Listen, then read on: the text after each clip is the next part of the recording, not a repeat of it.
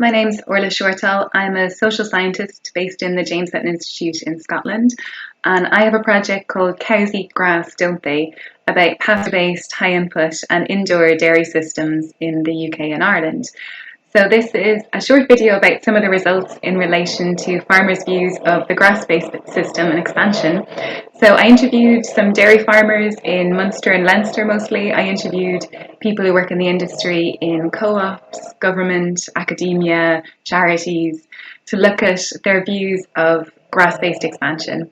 And overall, everyone was very positive about the prospects for grass-based expansion. It was a massive opportunity for the industry. Also, farmers felt like there was a bit of resistance because farmers felt like most wanted to expand, but it's also seen not entirely as a choice that you have to expand to stay in business. Because there's this narrative that over decades, milk prices stay low and they don't track inflation and they're very volatile, whereas costs rise. So in order just to stay in business, you have to expand. So while this was framed by most people as just, well, this is just the conditions of business, for some people, this also created a lot of stress and a lot of feeling of lack of control over their working life. So for people who didn't have access to more land, they worried about the future of their farm and they worried about passing it on to the next generation. And people talked about this as well in terms of work-life balance, and wanting to be able to develop a healthy work-life balance was a way in which people wanted to get control back over their working life.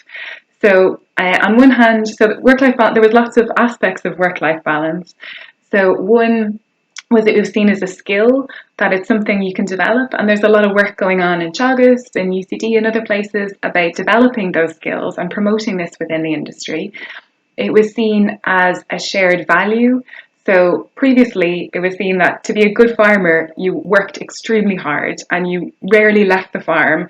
And farmers find that norm quite oppressive and outdated, and they feel like they work much harder than many other sectors of the modern economy. And so they want that value to change.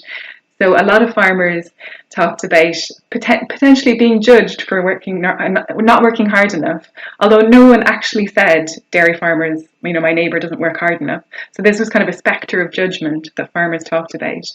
And then the other aspect around work-life balance was the part of the industry and the imperative to expand that farmers can't control. So for some, expansion made their work-life balance much better. They got more staff. They could choose when they worked a lot more. For some, they went into more debt. They couldn't afford to pay someone else. So their work-life balance, they just worked a lot longer hours. So I think when talking about work-life balance, those three things have to be kept in mind. It's a skill, it's a shared value, and to some extent, it's beyond the individual farmer's control. So while the grass-based expansion was generally seen as very, very positive, there was also this idea that farmers in general aren't that in control of their destiny because they're relatively powerless within more powerful market structures. So, so those are my findings on work-life balance in the Irish dairy sector.